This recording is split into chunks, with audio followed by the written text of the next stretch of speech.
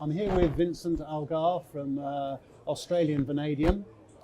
Vincent, everyone seems to be talking about vanadium. What precisely makes it such an exciting metal? Vanadium is used primarily in the strengthening of steel. Recently, as in the last few years, supply has been in significant shortfall overall due to changes in the South African environment. But we've also seen an increase in demand from China with respect to increase in the quality of their steel. So China is very much interested in vanadium and new vanadium. So projects like our own have become a lot more interesting to investors and suppliers of steel products.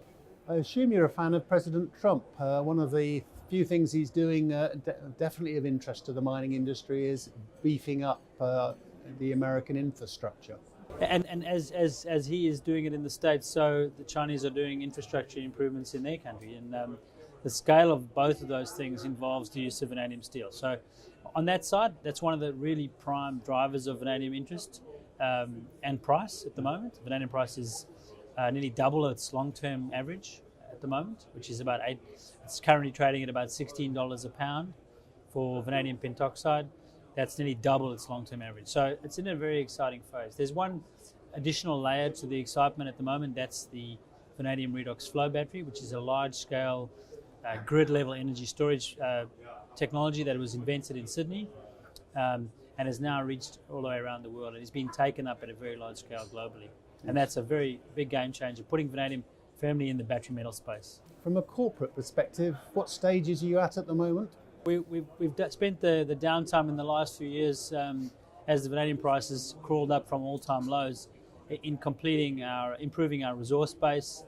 We've moved that up to nearly 90 million tonnes of our high-grade horizon, which will be our primary mining objective. And at the end of last year, we completed a pre-feasibility study, which included our first maiden ore reserve.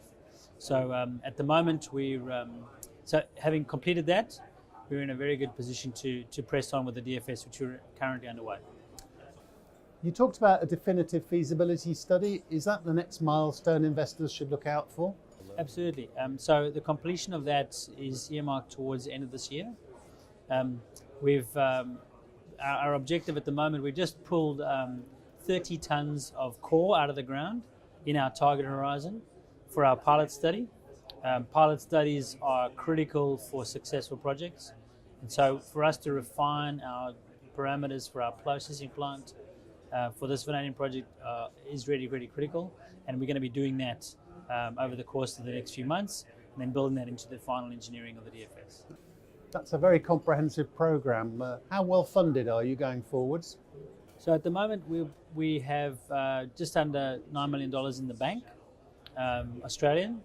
We had a capital raising event through an option exercise very late last year, and that's basically put us in a position to do work well through the feasibility study hopefully towards the end of that feasibility study with the funding we currently have.